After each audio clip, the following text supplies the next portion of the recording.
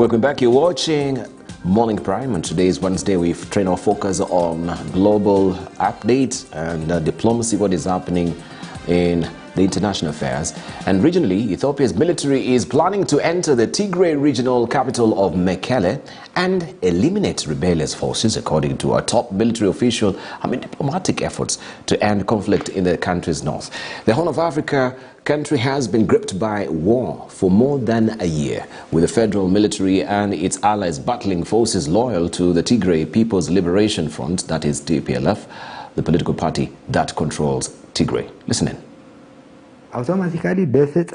Ethiopia's military is planning to enter Tigray's capital Mekelle and eliminate rebellious forces. That was the message from General Abebo Tadesse late on Friday in an interview with state-affiliated broadcaster Fana. Mekelle and Tigray are Ethiopian territory. No one will stop us. We will go in and eliminate the enemy. There should not be any confusion about this. The Ethiopian people should not perceive as if the war is over. It is not over. The Horn of Africa country has been in the grip of conflict for over a year. The federal military and its allies have been battling forces loyal to the Tigray People's Liberation Front, the political party that controls the northern region. Recently, there has been an uneasy stalemate between the two sides, punctuated by sporadic fighting. TPLF forces control most of Tigray, but are surrounded by hostile forces who are allied with the federal military. Abebo said Ethiopia would not be able to enjoy peace until the enemy is eliminated. His comments come despite diplomatic efforts to end the violence. This week, 2 top US diplomats flew to Addis Ababa to push for a ceasefire. They're trying to build on tentative signs of a thaw in relations between the warring parties.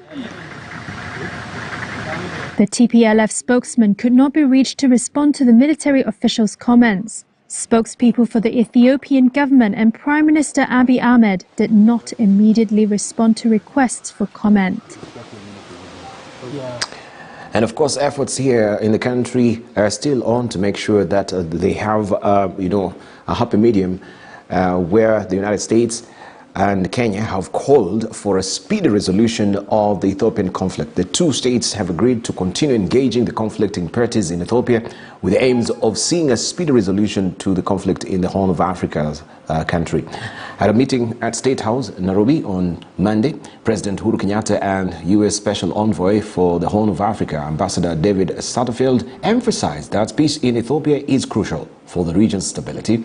Ambassador Satterfield commended President Uhuru Kenyatta for his committed efforts towards ending the conflict between the federal government and the Tigrayan People's Liberation Front. Several opposition politicians were freed in recent weeks as the government promised an inclusive dialogue and reconciliation process. 14 months of war have left millions in dire need of humanitarian support. Right, and we begin with you, Hashi, on that particular development, those pronouncements we've had from the Ethiopian government that they're going to eliminate. This is very telling, especially with the current fluid situation. We know what has really happened before in Rwanda with such statements tripping off our tongues. What do you have to say? This is a very, very difficult, very painful choices that the region must confront. On the one side, there is no diplomatic solution between the TPLF and the Ethiopian government. I know a little bit about Ethiopian culture, and I don't think that there can be any rapprochement. And the reason is, that the TPLF, as you know, was there for 30 years, and in a population of about 120 million, they represent about 6 million. And the TPLF has ruled Ethiopia for 30 years with an iron fist. Its record on human rights abuses rank higher than Albania. There is a lot of anger among the Ethiopian population against the TPLF. And one of the problems that's very clear in Ethiopian politics is that the people of Tigray and the TPLF are one thing. It's an organic movement that grew out of the people. Because they fought Mengistu Haile Mariam. You remember the dictator Mengistu Haile Mariam. Now, the Ethiopian government is going to enter Mekelle, Debal. It's going to enter Tigray. And there's going to be a bloodbath. And I don't know how we're going to stop this. I believe that the best policy is to get all the humanitarian aid we need to get into Tigray, get all the food that we need to get into Tigray, get the Ethiopian army outside the province of Tigray, and tell the international community should tell them not to enter, and the world should try and figure out a way, the region and the world have to figure out a way in which they can talk to the TPLF and the Ethiopian government so that there can be a diplomatic solution. I just don't see it. Debal, you know, I've worked in diplomacy before in this country, and I have studied this over and over and over again. And the Ethiopian government, as policy, Debal, is to destroy the TPLF. The problem is, as I've just said, that the TPLF and the Tigrayan people are one and the same. This is not a political party that hovers on top of the population. It is a political party that has root and branches in the population of Tigray. And if you look at the geography of the Tigray province, Debal, it is a mountainous area where it's difficult for any other kind of combat except using heavy artillery, using airplanes, using drones, and that is going to affect the population of Tigray no matter what. So there are great ethical and moral questions, and you see the general of the head of the army in Ethiopia who just said he's going to crush them. That is the mentality that's in Ethiopia. And the funny thing, Debal, is whether we in Kenya don't see it or not, is that the overwhelming majority of the people of Ethiopia are with the Prime Minister of Ethiopia, Abiy Ahmed. They are urging him on. They want this thing to end.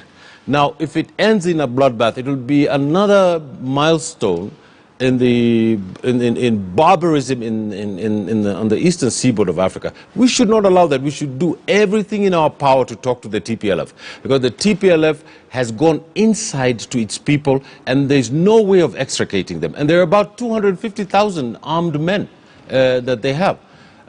Finally, Debal, I think that it is time that the regional presidents and the continental leadership to know that Ethiopia is the heart of Africa, literally speaking. And if the Ethiopia goes down into a bloodbath and civil conflict in which hundreds of thousands of people are going to lose their lives, it will mean that this will be a precedent. It will mean that in every other country, when a rebel group decides to do something, the only way to deal with them will be to slaughter them in their province. And this is unprecedented. And I really believe that it's a time to, the greatest thing that the easiest thing that a leader can do, Debal, is win a war. Thank you, Hamid Hashi. But winning the peace is more important. Thank you. It's very important. Eliminating, you can read a lot into that, Hamid Hashi, and given the situation that we have there, very tenuous, very fluid, such sort of statements that we can hear from the general should not be encouraged. What is your take? Well, I think... No. This is Dr. Khanenja. Sorry, Hamid Hashi. Debal, the Prime Minister's Abiy Ahmed's announcement of national dialogue and the general's announcement of intention to eliminate, TPLF, they're mutually exclusive intentions. You can't have both. If in fact Ethiopia is going to have a national dialogue that is going to be of any sense, is going to require inclusivity. National dialogue as instrument of conflict resolution has been used increasingly, but there are certain things that are going to require inclusivity, public participation, credible convener, but also an implementation plan as well as a far-reaching agenda. Now, in the absence of that, and especially since, as we've discussed, I think, on this forum before, the leading proponents or opponents of the government are sidelined from the national dialogue, and with this announcement, which I hope it was a slip of the tongue, because this is something that borders on a very genocidal, kind of mentality. You cannot be able to eliminate. We can eliminate a threat through a combination of mechanisms, but you cannot really eliminate that entire group, because, as Ash mentioned, it's a very organic group, that actually emanates from the people, and whose loyalty, especially TPLF, has only deepened, especially with the conflict. Conflict tends to harden positions, and so Kenya playing a very instrumental role, especially in trying to help the parties come to a resolution. I think the international community has to actually invest in Nairobi to try and perhaps bridge that. Of course, at the same time as we're working through the African Union, but it is not a solution to try and think you're going to eliminate TPLF. It's an impossible mission to do that. Can Ethiopia possibly move into Tigray? Yes. But however, how is the results going to look like? Are we going to have another Rwanda? Are we going to have a very protracted conflict? And what are the implications on the region? And so this is something that I want to believe perhaps he did mean that wanted to eliminate the threat as opposed to eliminating the threat of the TPLF, because based on what Abiy Ahmed has indicated wants to go, and then based on these other sentiments, of course, those things are contradictory to each other. Right, so painting them in the corner, labeling them as a terrorist, and then also eliminating them. So you can see the sequence of events. Also, Professor Peter Kagwanja, on that particular note, they first of all have to make them look bad as terrorists. I want to hear what Professor. I think we need to put this conflict in context, because the statements that have been made about eliminating are not very different from what they had in Rwanda when they called the Tutsi, the minority population in the country, Inyenze, meaning cockroaches.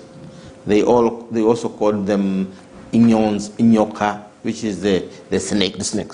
And the moment you brand, then it is the quintessential give a dog a bad name and then kill it. And that is a recipe for genocide, taken to that end. But putting the conflict in context, this is just rhetoric. Why is it just rhetoric? Because on 4th of November 2000, the Ethiopian military went to Tigray in the name of basically restoring law and order, right? Now, the restoration of law and order is now getting to its second year of what is evolving as a civil war.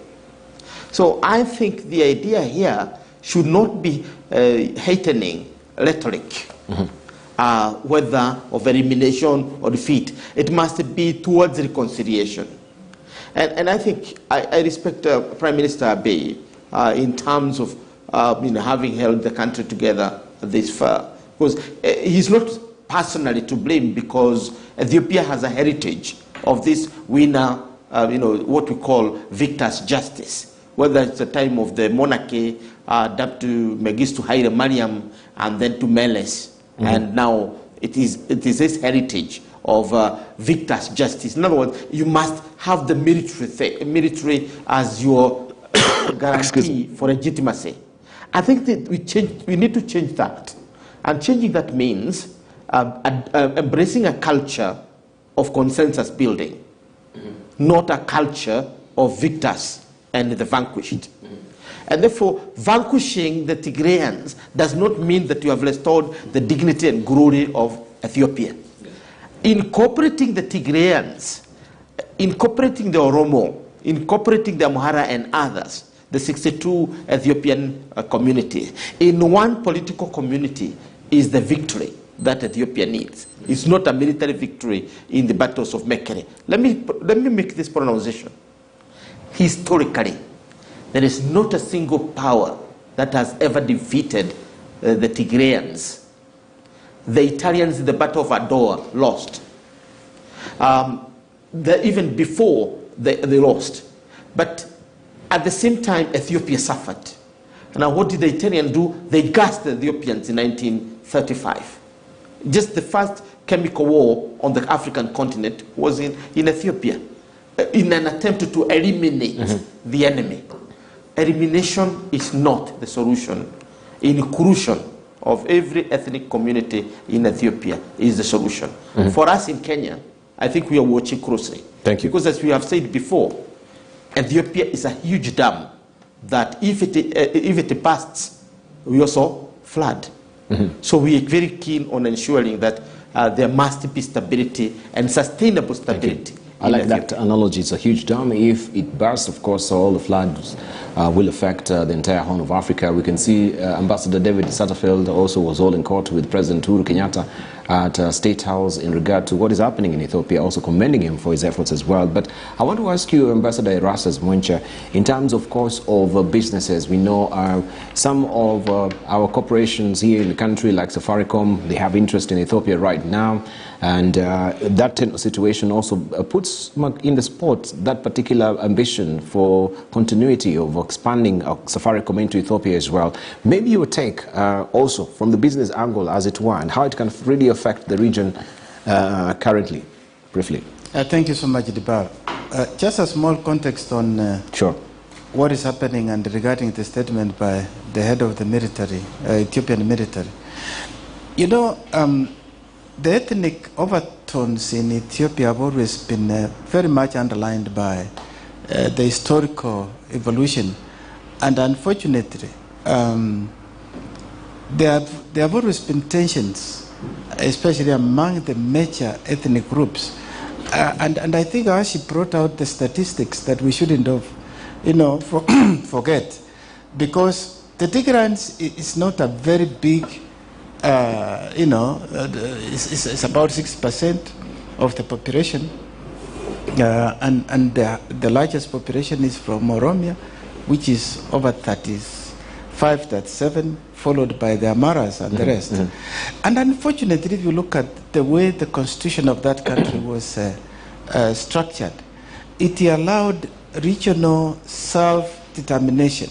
And I think this is the genesis of the current crisis that we forget about. And I think this is the mistake that, to me, found itself in the governance structure of the country, and the Tigrans then took advantage of this provision in the constitution to reject, Abe's ascendance to power, because they felt that they were losing in terms of the space they occupied as they led the country for 30 years, in terms of leadership of the state powers and also the in terms of the business. And so when Abe came in, and Abe came in against the backdrop of a government that had tried to bring in unity, but the Tigrans were not very comfortable in that government, because they thought that the new dispensation was against them. And I think that retreat to say we Tigrans are going to chart our own course is really, let's not forget, this is how it all started. And don't forget that Abe, when he came in, he won even a peace award internationally as a leader to make peace. And his intention was to make peace. But I think he found himself in a straitjacket when Tigray voted to go separate ways, and they said, we have taken advantage of the constitution. And then they left to go to Tigray. Once that happened, then I think we missed the step of then peaceful discussions. And this is a point that and I think Peter said it very well, that because the history has always been the victor's justice, they felt, okay, the only way we can deal with these guys, instead of discussing with them, is then they went into war, and now here we are. And I think, let's talk of two things that one is seeing on the ground now. I am happy that the Americans now seem to have climbed down the position they have taken sides. And the Americans are now trying to talk on an even keel and try to bring the two parties together. I think that's encouraging, and we should encourage that effort. Secondly, the role that Kenya is playing. You can see, President Uhuru Kenyatta is really at the center of it, and working together with the African Union, envoy President Obasanjo, they should really now focus on how to bring them to the table. the statement by the military leader should be taken as that. That's a military man, and that's what he knows. But I think let's then make sure that the politicians, because at the end of the day, let's not military dictate the policy of the country, but let politics. And so Abiy should come out now and give the way out. And I think this is where they are talking to President Uhuru Kenyatta, so that he can reach out to his brother and then say, bring sense. Now, you brought in a very important point of investment. I've lived in Ethiopia, and I know that Ethiopia was doing very well. Businesses were relocating to Ethiopia, even from Kenya.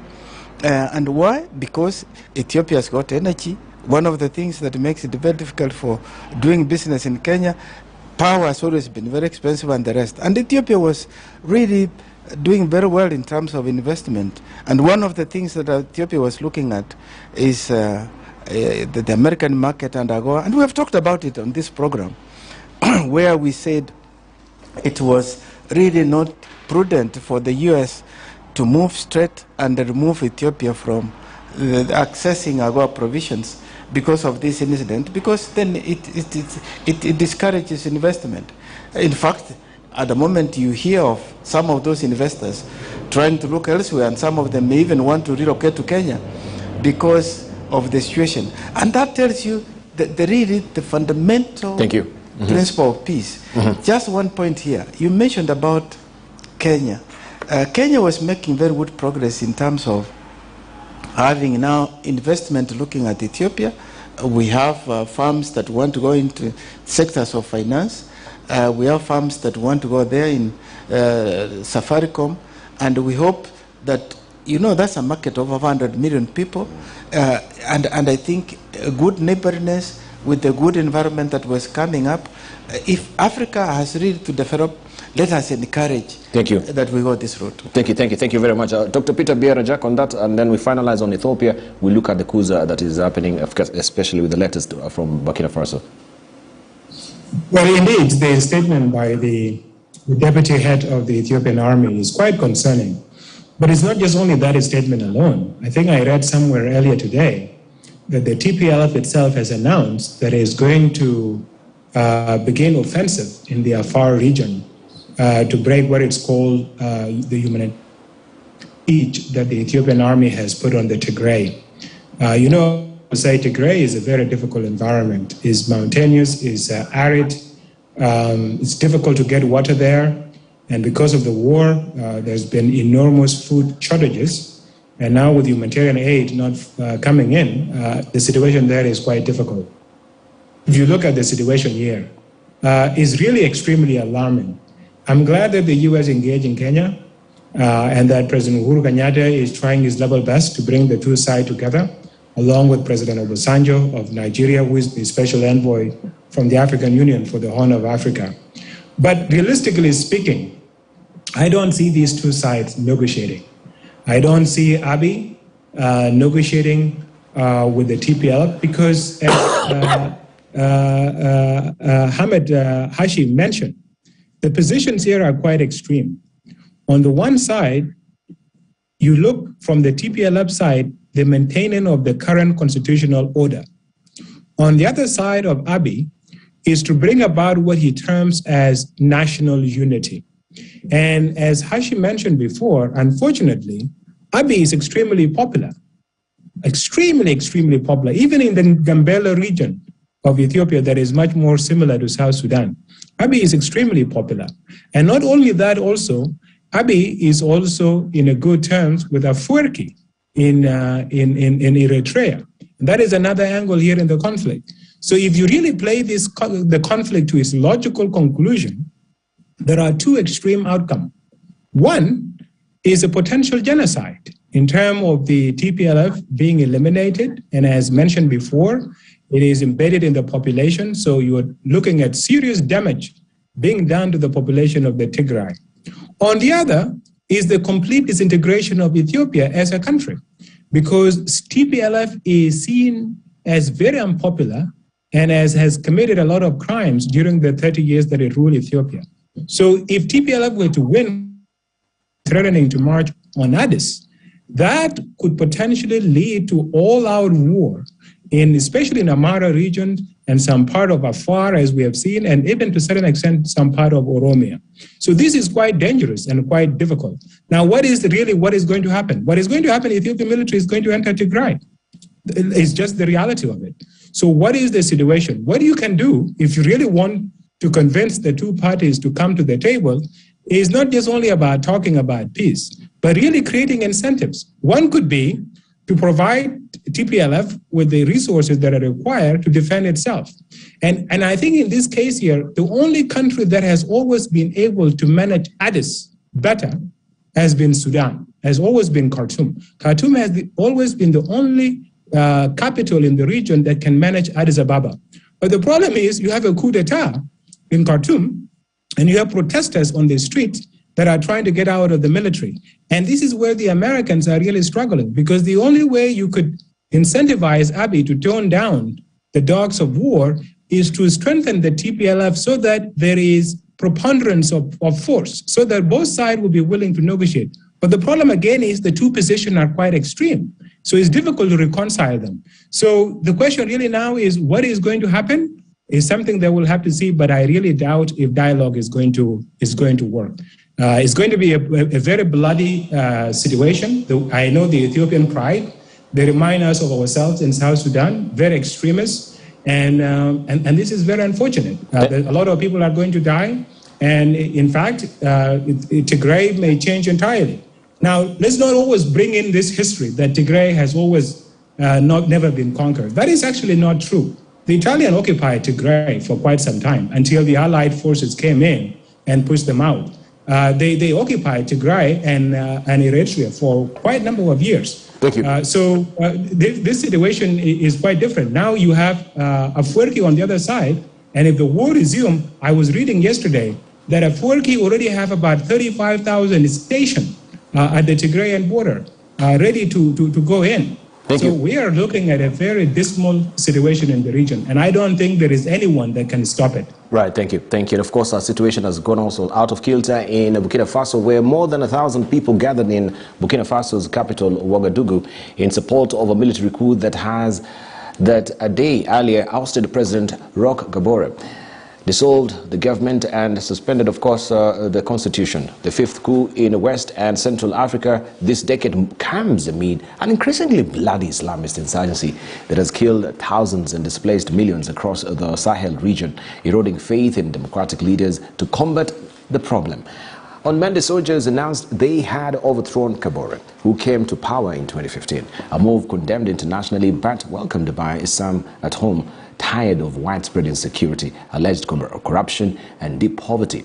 The putschists, called the Patriotic Movement for Safeguard and Restoration, presented Kabore with a handwritten resignation letter on Monday, which he signed, according to numerous sources who shared the letter with news sources and verified its authenticity. So what does this really portend, especially for Africa, looking at the coups after coups after coups? We're always waiting for the other shoe to drop in terms of usurping powers. Is that all that we have as a prime solution? Hamid Hashi, briefly. The spectre that is haunting Burkina Faso is the spectre of Thomas Sankara, probably one of the great sons of this continent.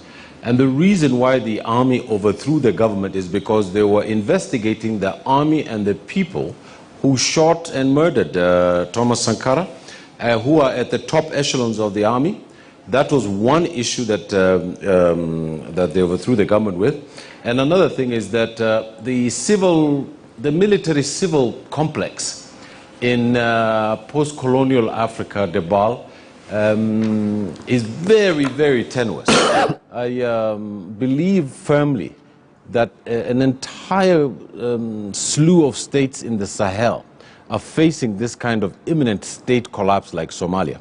And the reason is, Debal, is quite simple, is that the political elite in Africa have not come to terms, the political military elite, that the concept of government of the people, by the people and for the people, the idea of civilian rule, the idea of the rule of law and constitutional government is not something that is being countenanced in this continent.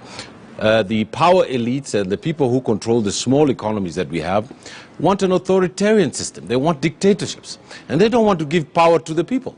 And I think that until the people themselves stand up for their democratic rights and look for ways in which these fictitious states created by France, you know, the French government is behind most of the coups in Africa, in West Africa. You know that the French government is behind the death of Thomas Sankara.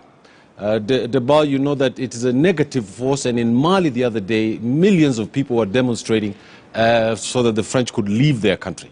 There's a lot of foreign interference, in West Africa. There is the Gulf countries that are interfering in West Africa. They're also interfering here in Somalia, So unless these fundamental changes of civil and military relationships are solved by a process of government that are elected and that have legitimacy, and that these fictitious borders are opened up so that the people can trade and get their resources. And the Sahel is one of the richest places in the world, They have water underneath, they have minerals, they have oil, they have gas. They could do very well for themselves, but there's no political leadership. And the political leadership that's there is from the Sorbonne in France, and they do not want the interest of the people of the Sahel. So I put it to you, Debal, that there must be a radical new approach to trying and understanding the political economy of the post-colonial state in this region and in Africa as a whole, because we have to stand up on our own feet and move forward. Right, and of course the argument that is being fronted by the soldiers is the fact that they're not getting arms from the government to fight the jihadists in the Sahel region, which brings to focus, you know, the efforts of France in stabilizing Sahel region since they started actually, you know, making sure that even their troops, they are on the ground to try and stabilize the region as well. So is this actually filtering through the fingers, right? Are they losing this particular effort of stabilizing Sahel region? Dr. Hassan Khalenji, briefly. I think Francophone Africa has always had a very checkered history. There have been most coups in Francophone Africa than in any other part, pretty much, of the world since independence. And that is, of course, an issue of great concern. Now, part of the French legacy of really literally turning their former colonies into external satellites is also contributing to this, because these societies, they tend to be very closed. They tend to have very weak institutions. Most Francophone countries do have weak institutions, especially on the continent, that they've not been able to build viable political institutions and viable economies that can actually stand the test of time. Now, in the wake of the terror threat, especially the jihadi movements and activity in West Africa, of course, this is a matter of great concern. But because there is no united front most of the time in a way that is properly coordinated, but it has a buy-in of most international partners outside France, it becomes a challenge for countries such as Burkina Faso to actually address a problem of terror. Now, going back perhaps now to the nature of also those countries themselves and the regional organizations, this is a third coup in West Africa after Guinea and Mali in as many months, you know, within a very, very short span of time. And outside, you know, statements and, you know, really flowery, non-consequential sanctions by the African Union, or rather by ECOWAS, there isn't much has been done in a more robust way. And I think that now imposes a responsibility to us to start re-examining the functions of some of our regional organizations, such as the African Union, for instance. Should we develop a more robust mechanism of intervening in certain cases in ways that can actually change the equation? Number two, how can we work with the international community, especially the United Nations, to ensure that this bad behavior by mostly juvenile soldiers, actually, because you look at West Africa, and most of the coups are done by, you know, much junior officers as opposed to, you know, people in command positions.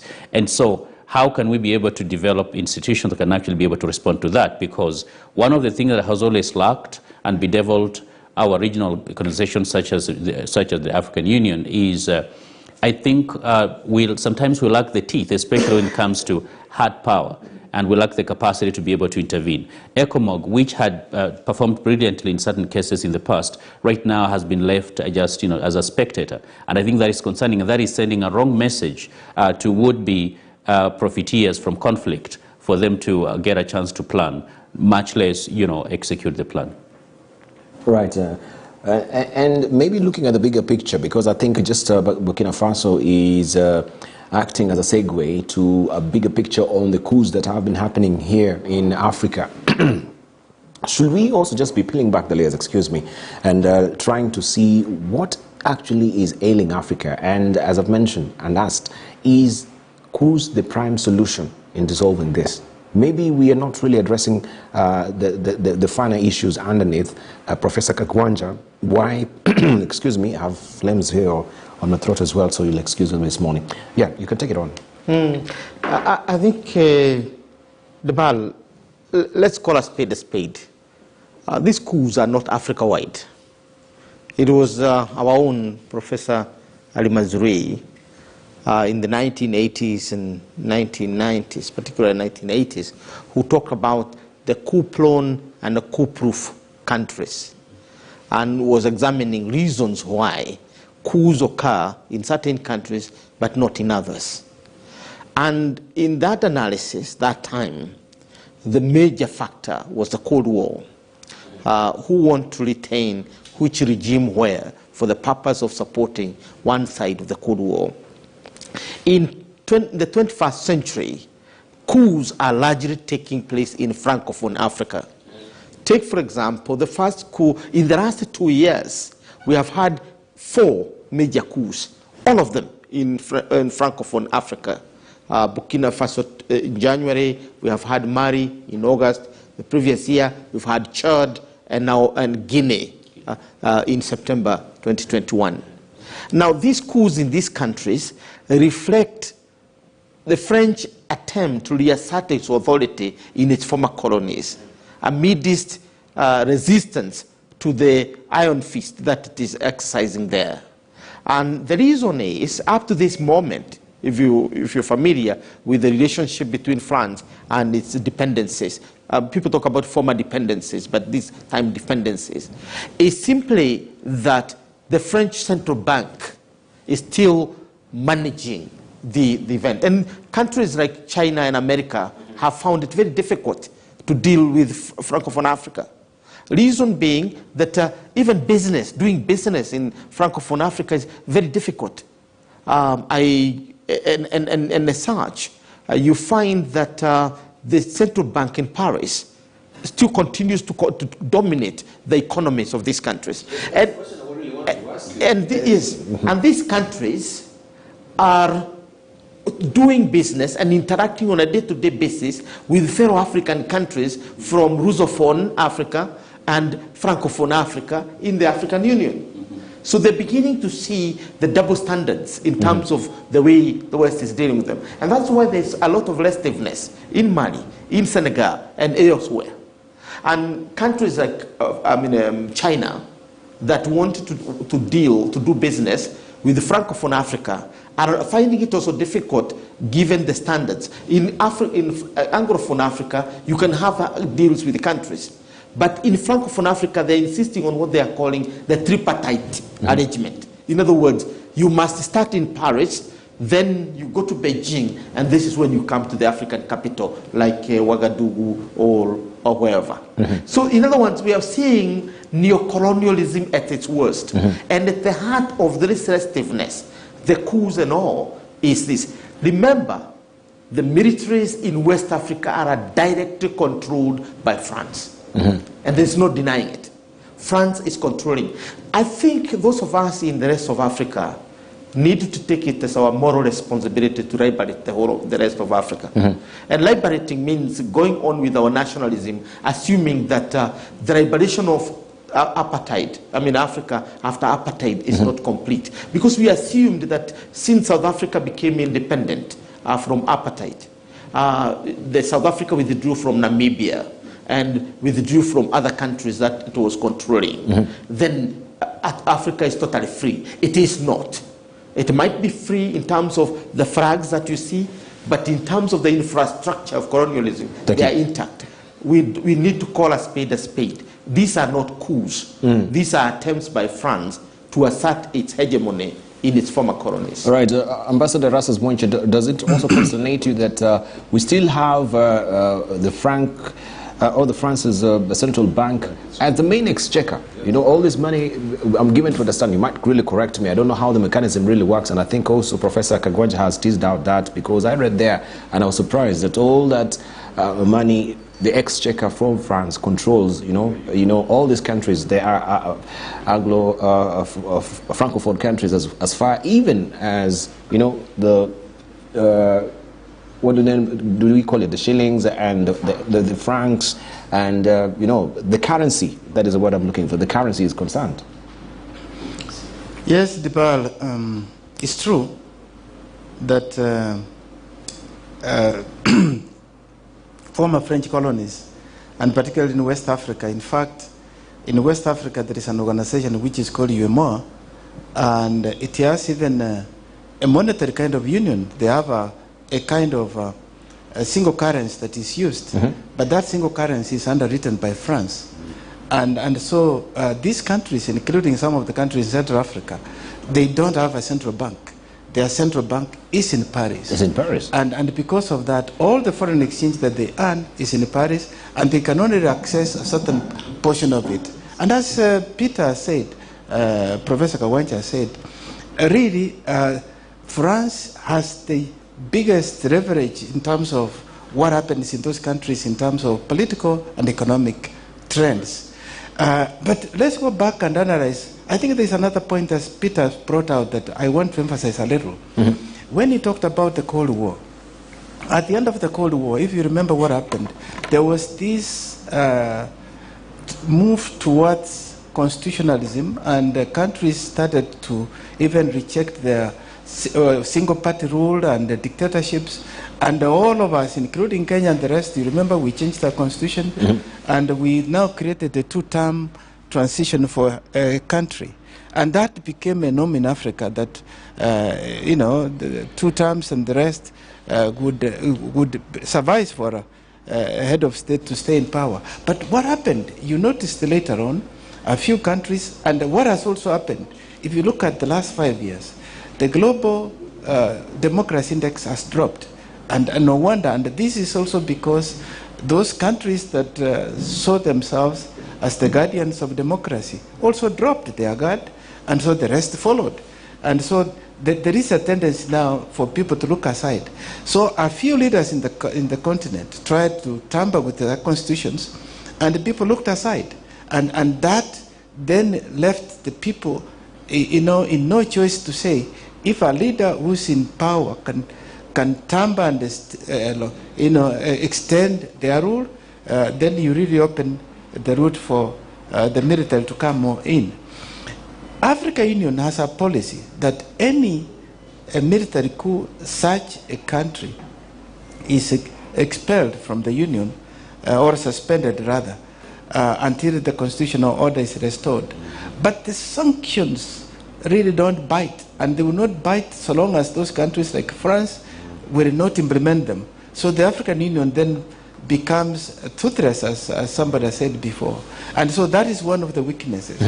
And the other weakness I think we shouldn't forget is what happened in Libya.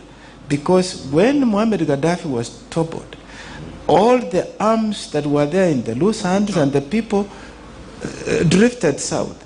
And so what is happening in Mali, what is happening in Burkina Faso should not be looked aside, because there is a lot of loose arms there. Thank you. And so the military are finding it difficult to fight those insurgents, like what you mentioned at the beginning. And that's why the soldiers, especially the young cadre, the juveniles, as Hassan called them, is because they are put in the war front. They are not well equipped, but they have to fight these wars. And so the only way then is to take over the government. Right, let's close it with also Peter Biara-Jack, and then we gravitate to also Malawi. Take the American line, watch. Right. Peter Biara-Jack, your reaction on Burkina Faso? I strongly condemn this coup, and indeed is a coup, and it's a worrying trend. And it's something that should be a concern to all of us, because it's not just only the last 5 years, Ambassador Mwencha. It has been the last decade. In fact, if you look closely, it's really started from 1999 that the democracy index has been really going on the wrong direction. It's a big concern globally, and it's something that we all have to pay attention. I think in the case here, the big mistake, in my opinion, was what happened in Chad. When a coup in Chad was allowed to take place, and because the current chairperson of AU Commission was a former foreign minister of Chad, they found a way to basically go around it and not call it a coup, although it was really a coup, and Chad never suffered any consequences. And I remember when I briefed some people here in Washington around that time, and I said, I know France has serious interest here, and it's because of the interest of the France that this thing is being overlooked. But this is going to set a very wrong precedent, not just only in the Francophone Africa, but even by then we were watching what was going on in Sudan very closely. And if you allow these people to get away with this coup, it's going to set a precedent where everybody is going to go for a coup d'etat. So indeed, the issue of France is a big problem that we have to worry about. But I like the point that Ambassador Mwenche brought up. We always talk about the coup and condemn them. But there are some coups here where, if you look closely, they're actually in the interest of the people. Take the case of Guinea, for example. You have a president that has a constitution that says only 2 terms, and after 2 terms, they're supposed to step down. But instead of stepping down, he changed the constitution, he ran again, and then he went to basically stay there in power until he died. Now, what do you do in that case? And the African Union doesn't classify that as a coup. The same thing like what is happening in South Sudan in Juba. You have Salva Kiir that was appointed, not elected, appointed to be president at independence, and he was supposed to do election in 2015. But what did he do? He postponed the election from 2015 to 2018. When 2018 came, he postponed them again to 2021. And now he has postponed them again to 2023. How is that different from a coup? Is someone that is illegitimately staying in power and is preventing the people from exercising the right to elect people and put them in place. Now, if there was a coup in Juba today, what would you condemn? You would condemn the coup? What about what Kiir has been doing since 2015, preventing people from voting? So African Union really has to look at these issues from different angles. Finally, there is an issue of governance. It's not just democracy that people want. It's also governance. You have people that come into power and with a lot of promises, and then they are unable to deliver. And as Ambassador mentioned, like with the situation of Libya, all these arms are floating around, and then there is insecurity. Now, this coup in Burkina Faso is a popular coup. Everybody's on the street celebrating. The same thing with the coup that happened in Guinea. It was a very popular coup. People were celebrating. Even the coup in Mali, it was popular. People were celebrating, right? The only unpopular coup is the coup in Sudan, because that's not what people wanted. But some of these coups were quite popular. Why? Because the leaders were there. They were not doing anything for the people, and they were not doing anything to improve the lives of the people. So governance is a critical element of how to promote democracy. It's not just about voting. Voting doesn't put food on the table. It doesn't allow me to be secure in my house. You know, if the Islamists are killing people and you have top security leaders, the population is demanding for those people to be removed. Even the military was demanding that those people sitting at the top are not giving us what we need to fight the war. And then they are not being listened to. These young officers that are actually fighting the war will end up being frustrated and will end up taking the action in their hands, like what they have done now in Burkina Faso. So all these issues are interlinked, and we really have to look at things from a very comprehensive angle. Thank you. Right. Okay, let's go to Malawi, where the president, that is Lazarus Chakwera, has dissolved the country's entire cabinet on charges of corruption against 3 serving ministers.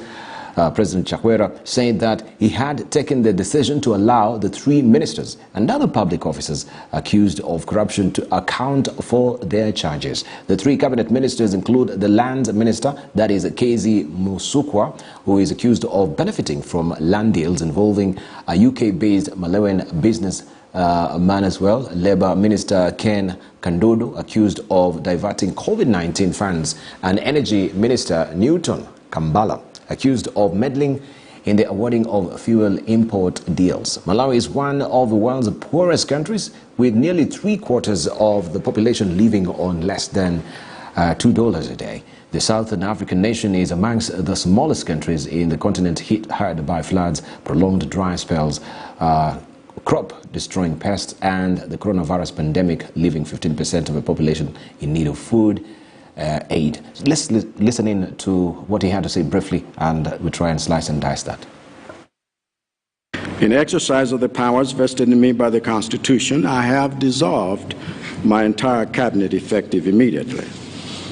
And all the functions of cabinet revert to my office until I announce a reconfigured cabinet in 2 days.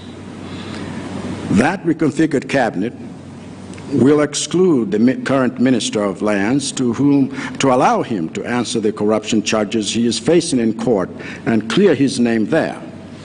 This is a decision I have made following yesterday's submission to me of an official ACB report on the charges the minister is facing, which is the same process I followed when I dismissed 2 ministers in the past. Secondly, I have directed the Minister of Justice to inform the Attorney General that I do not support the offer of amnesty to those who defrauded government and the Malawian people. Although the idea of an amnesty was a campaign promise enshrined in our manifesto as a way of speedily recovering government-stolen assets, it cannot be effected without a clear legislative framework that allows it to be implemented lawfully and without appearing soft on corruption. The Minister of Justice is thus on instruction to review this policy and work with the Attorney General in designing a sound alternative for recovering Malawi's stolen treasures. Let me conclude by stating that the developments surrounding Ms. Zuma are a timely reminder that the war on corruption is too vast to be waged or won by one person or one agency. It needs Malawians of courage and integrity in intelligence agencies like the Financial Intelligence Authority and the National Intelligence Service. Right, clamping down on corruption. We take a short break right now. When we circle back, of course, our guests will be marinating on that, on how to fight corruption. We'll be grappling with corruption in this country for an entire life that we know. And right now we have a prime solution. Maybe this is the way to go, right, given his background as well, being a minister of the world. He's a clergy. And we'll delve deep and see how is that also really panning out also in his leadership. Briefly, don't go away. Much more on the other side.